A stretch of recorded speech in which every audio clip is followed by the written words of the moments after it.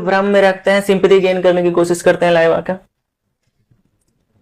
मुझे ये word use नहीं करना है, लेकिन ऑडियंस को तो वो चूतिया समझते हैं। पवन सिंह जी का छवि जनता के नजर में कुछ खराब है कि वो पीते बहुत हैं, लड़कियों का सम्मान नहीं करते हैं, लड़कियों को लेकर गलत दिमाग में चलता है। तो आपने तो पवन सिंह जी के साथ काफी हिट गाने फिल्में किए हैं, बॉन्ड आपका काफी अच्छा रहा है, वो कैसे इंसान है?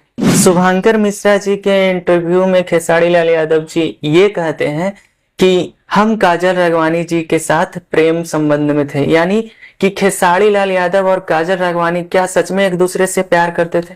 वो जग जाहिर है, चलो वो हमारे रिलेशंस थे, वो रिलेशन का भी चलो। आज मैं सच बोलना चाहूंगी कि मुझे नहीं लगता कि हमारी इंडस्ट्री में एक भी फीमेल ने हीरो को प्रपोज किया होगा, एक भी लड़की ने खुद से जाके हीरो को प्रपोज नहीं किया होगा।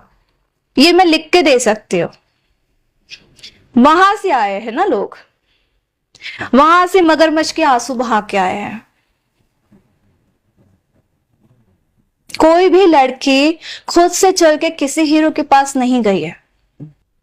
खुद प्रपोज करते हैं, फिर उसके बाद जो भी दिमाग में भरा हो गंध मचा होगा।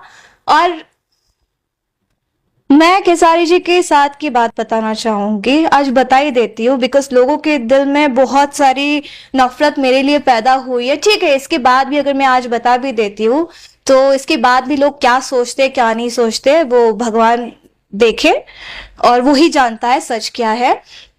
मैं फिल्म कर रही थी मेहंदी लगा के रखना, तो उस फिल्म में जब उनका ब्रेकअप हो चुका था अक्षरा जी के साथ, तो उसके बाद मेरे पास वो मतलब रोना तो उनका ये है, चुटकी में उनको आंसू आते हैं।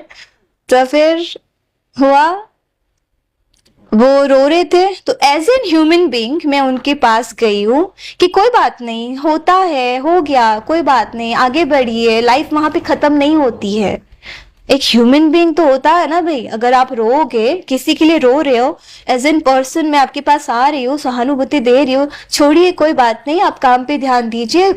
अब ब्रेकअप होने के बाद कोई जान तो नहीं देगा ना भाई। खेसारी लाल यादव जी का अक्षरा सिंह से ब्रेकअप होता है और वो रो रहे थे और आप समझा रहे थे। सुनिए ना, समझाने के बाद थोड़ी देर मतलब 1-2 दिन निकलने के बाद काम कर रहे हैं, शूटिंग स्टार्ट हो गया है, और आई गेस 2-3 फिल्म हमने उसके पहले करी थी, बट मेहंदी से हमारी पैर ज्यादा हाईलाइट हुई मेहंदी से।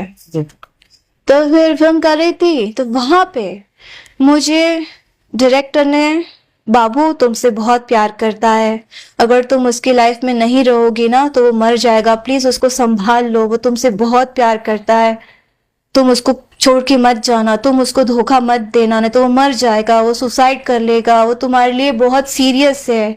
मतलब इतनी चीजें मेरे अंदर डाली गई उनको लेके, उनका रोना धोना वो अलग, ये चीजें होती हैं।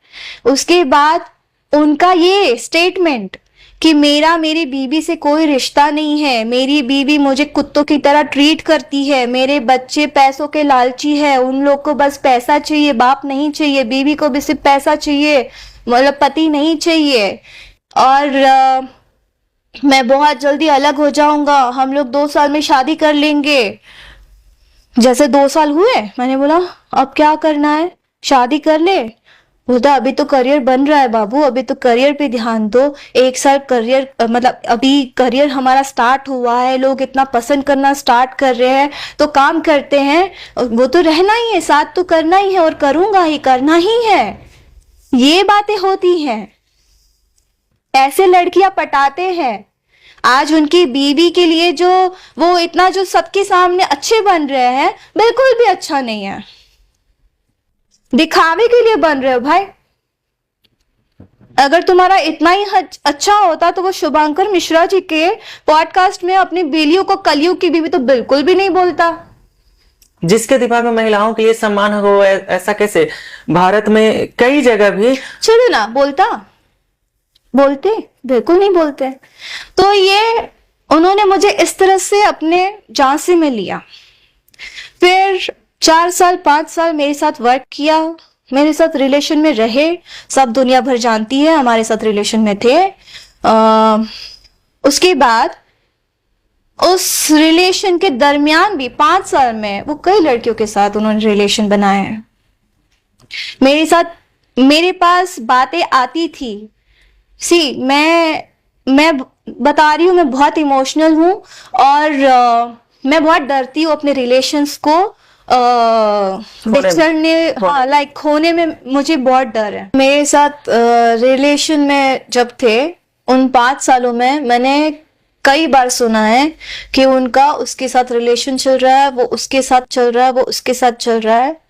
तो मैं उस टाइम पे मैं बिल्कुल भी बिलीव नहीं करना चाहती थी, बिकॉज मैं बहुत ही स्ट्रेस में आ जाती हूँ, मुझे माइग्रेन हो जाता है, मैं कुछ भी कर लेती हूँ उस समय, मैं किसी भी हद तक जा सकती हूँ, बिकॉज मुझे मेरा रिलेशन होने में बचाना तो है ही, लेकिन मैं लॉयल अगर जो होता है ना उसको होता है, उस समय ना मैं कांपने लगती हूँ कि मैं क्या करूँ, ऐसा मैं परेशान सी हो जाती हूँ।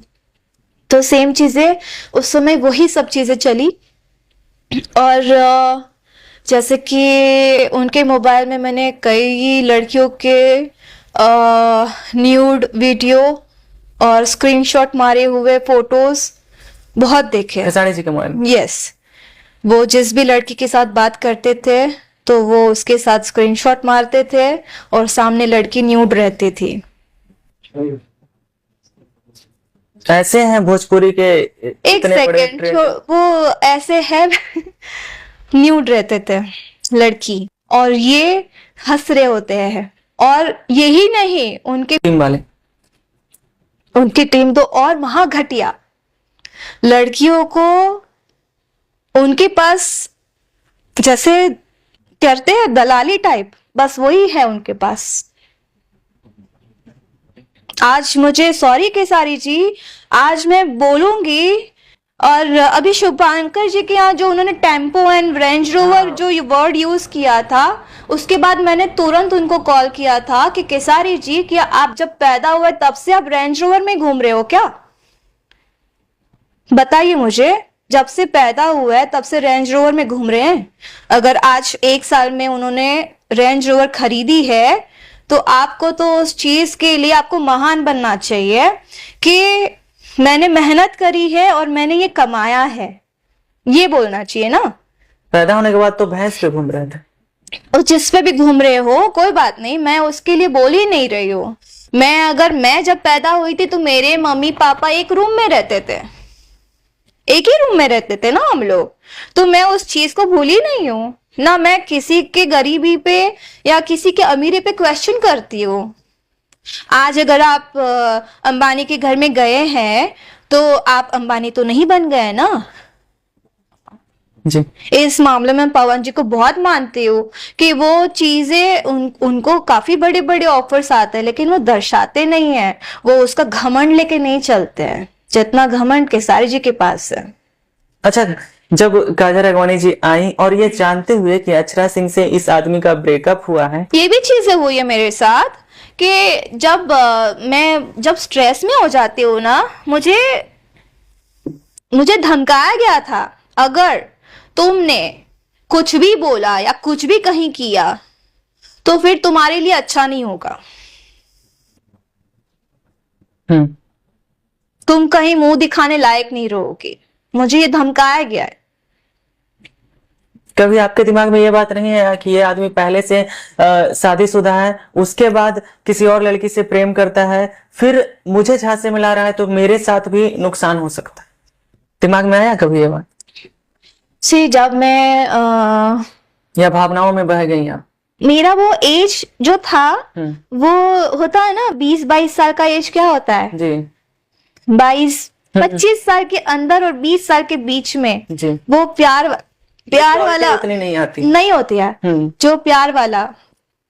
और मैं अगर समझ लो 11 साल की उम्र से अगर मैं वर्क कर रही हूँ, फैमिली को टेक केयर कर रही हूँ, तो जरूरी बात है कि मैं मतलब वो प्यार से और हर एक चीज से मतलब दूर दूर रही होंगी और कोई अचानक से आके बहुत प्यार अगर मेरे ऊपर बरसा देगा तो मुझे लगा कि हाँ यार यही है मेरे लिए, यही मेरे बारे में सोचता है, यही मेरा मतलब सब कुछ है, ये मुझसे बहुत प्यार करता है, मेरी केयर करता है।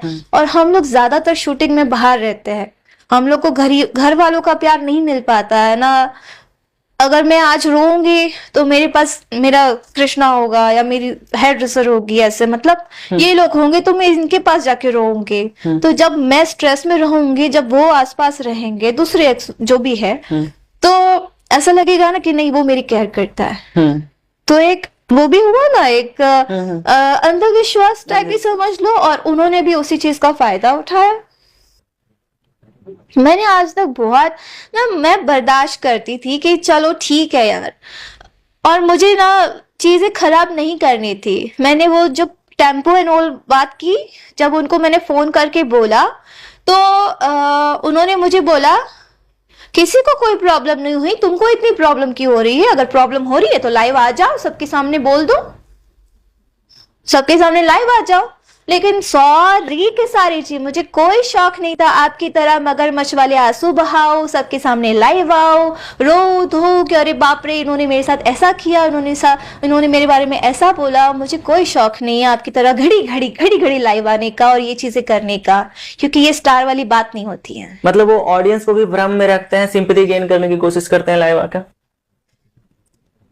मुझे ये वर्ड यूज नहीं करना है, लेकिन ऑडियंस को तो वो चूतिया समझते हैं। जिसे भगवान कहते हैं, भगवान रूपी श्रोता हमारे, उसे होता है ना, बोलने का अलग, देखने का अलग, दिखाने का अलग, बोलने का अलग। बस अगर वो कहीं जैसे डोनेट करते हैं कोई चीज है तो वो अपने पैसे से थोड़ी डोनेट करते हैं, नहीं स्पॉन्सर्स होते हैं ना, बस उनके हाथों से करवाते हैं। मतलब चाहे किसी को मोबाइल भी अगर देते हैं तो मुझे एक नॉर्मल सी बात बताइए, लाखों करोड़ों कमाते हैं, अगर 20,000 देके मैं मोबाइल देके उन्होंने अरे बाप रे उन्होंने गिफ्ट दिया, उन्होंने ऐसा किया, उन्होंने वैसा किया, तो 20,000 तो ना मामूली चीज है ना, और 20,000 तो कोई भी लेके उनको दे देगा ना। वो अपना 1 रुपया खर्चा नहीं कर सकते इंसान, इतना तो मैं उनको जान चुकी हूँ। सबसे जरूरी बात तो ये है, मेरा बर्थडे है, अगर आप किसी से प्यार करते हो, आप उसके साथ मतलब आपका जो भी रिलेशन है, तो आप अपने प्यार को उसके बर्थडे में, अगर आपकी गर्लफ्रेंड है आपसे कहेगी कि मुझे ना मेरा सपना है कि मैं 4 BHK घर लूं, एक मर्सिडीज कार लूं, मेरा ये सपना है और मैं सुखी से उसमें जीना चाहती हूँ, तो आप क्या बोलोगे? ठीक है, करते हैं आपके लिए, है ना? हाँ। उन्होंने मुझे क्या रिप्लाई दिया होगा? बेटा क्या है ना, जितनी औकात हो उतने ही सपने देखो। तो फिर खेसारी लाल यादव तो दूध बेचते थे, लिट्टी बेचते थे, भैंस चराते थे, तो क्या औकात थी उनको डिफेंडर खरीदने की? तो वो ऐसा सपना क्यों देखे? वो मुझे नहीं पता है, मेरी ना रोंगटे खड़े हो रहे हैं, मैं सच्ची मैं समझ रहा हूँ इस बात को। मुझे ना अंदर से बहुत वो हो रहा है। उन्होंने मुझे ये वर्ड बोला है कि बेटा जितनी औकात हो उतने सपने देखो। इतना तो उनसे, और उन्होंने मुझे बिल्कुल भी नहीं छोड़ा है। अगर किसी के सामने हर जगह जाके अगर उन्होंने ये बोला है कि मैंने उसको छोड़ दिया, काजल राघवानी ने मुझे धोखा दिया, तो आई एम वेरी सॉरी, मैंने उनको छोड़ा है और वो जानते हैं। अगर हिम्मत है दुनिया के सामने तो मैं भी बोल सकती हूँ, चिल्ला चिल्ला के सामने बिठा के बोले, तब मानेंगे कि कौन सच्चा है कौन झूठा है। इतना सब कुछ हुआ काजल राघवानी जी के साथ, इतना अपमान होने के बाद कुछ 1 साल शायद पहले खेसारी जी के साथ आप स्टेज शो करती हैं। मेरा काम है, मेरा काम था, मैंने किया। और जिस इवेंट के लिए मुझे बुक किया था उन्होंने पहले मुझे बुक किया था, खेसारी जी तो बाद में बुक हुए थे। और मैं अपनी फैमिली के लिए वर्क करती हूँ ना, वहां पे आप, यहाँ तक कि उन्होंने तो ये भी कहा था मेरे सामने, चिल्ला चिल्ला के सबके सामने बोलते थे, जिन लोग के साथ हम लोग वर्क करते थे जब उनके लाइफ से अक्षरा जी चली गई थी, कि क्योंकि जो भी उनके बीच में क्या हुआ क्या नहीं पता, मुझे नहीं पता आइडिया। वही रीजन होगा जो मुझे वादे किए थे, शायद अक्षरा जी को भी किए होंगे। और जब अक्षरा जी ने कहा होगा शादी वादी के लिए, घर बसाने के लिए, ऑब्वियसली कोई भी लड़की कहेगी, जब तुम अगर घर बसाने की बात करके अगर उसके साथ रिलेशन जोड़ रहे हो तो उसके लिए फिर लड़की तो बोलेगी ना। अब जब बोलने लगी तो तुमको उससे चीड़ चढ़ने लगी और तुम लोग उसको छोड़ने लगे, फिर तुम उसके बारे में 100 बुराइयां सोचोगे, 100 कहानियां निकालोगे, 100 चीजें बोलोगे छोड़ने के लिए। वो ऐसी है, उसका वो है, उसका वैसा है, उसका ऐसा है। तो तुम कौन से दूध के धुले हो भाई? तुम तो झूठे वादे करके फिर आए ना लाइफ में।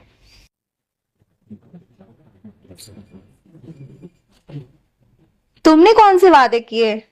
शादी करूंगा, तो तुम तो ऑलरेडी फिर शादीशुदा थे।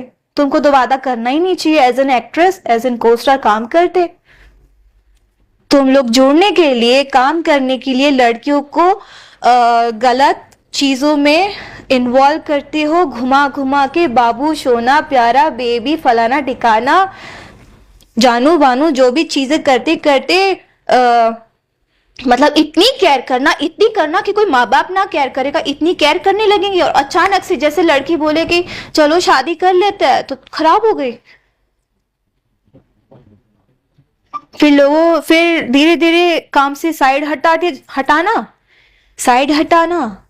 उसके बाद फिर दूसरी लड़की को, फिर क्या बोलते हैं, जब साइड हटाना हो तब इन लोग के डायलॉग्स होते हैं कि बाबू सब बोल रहे हैं ना कि पैर बहुत ज्यादा दिखने लगी है, तो चेंज ओवर लाना जरूरी है। जैसे दूसरे के साथ काम करने जाते हैं, उसके साथ भी रिलेशन में है।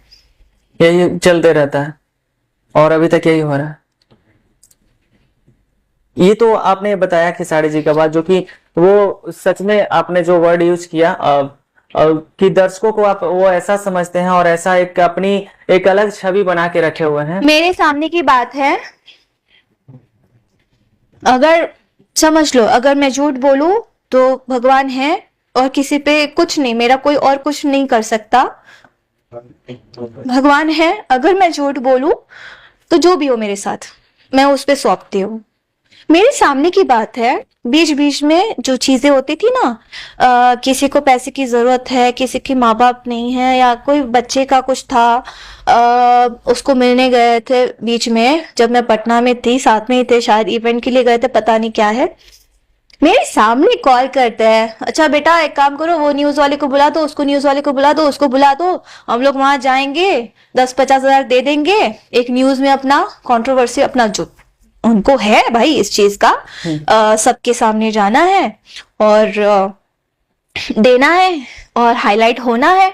लेकिन उसके बाद वो कब गए हैं, श्याम देहाती जो राइटर थे उनके, वो उनकी डेथ हो गई और काफी हिट गाने दिए बिल्कुल, उनके करियर के कई बड़े हिट गाने। मे भी करियर उनके गानों से भी अच्छा चला उनका। मुझे जुकाम हो रहा है, पानी आ रहा है। तो उनकी बीवी फोन कर करके थक गई, पर उन्होंने उनका बीवी का फोन नहीं उठाना, ना सपोर्ट किया उनको। लाइव आके रो दिए थे। बुरा एक दिन के लिए लगा कि ऐसा ऐसा हो गया, वैसा वैसा हो गया। ये तो बताया आपने खेसारी जी का कहानी, और जो कि बहुत ही शर्मनाक है, जो आदमी ऑडियंस को भ्रम में रखता हो और किसी आर्टिस्ट के साथ ऐसा करता हो और आर्टिस्ट के लिए ऐसा सोच रखता हो। मैं रिसेंटली अभी शूट कर रही थी कुछ टाइम पहले, वहां पे एक लड़की आई थी, तो एल्बम के लिए उसको बुलाया गया था। उसने मुझे कहानी बताई है, अब जितना मैं जानती हूँ तो फिर मुझे तो लड़की सही लगी कि हाँ सच ही होगा। तो उसने बोला कि दीदी मैं जब शूट करने गई थी तो पहले ऐसे ऐसे घूर के ऐसे अच्छा, मतलब ऐसे देखते हैं, कोई सामने खूबसूरत दिख जाए तो देखते ही है ना भाई।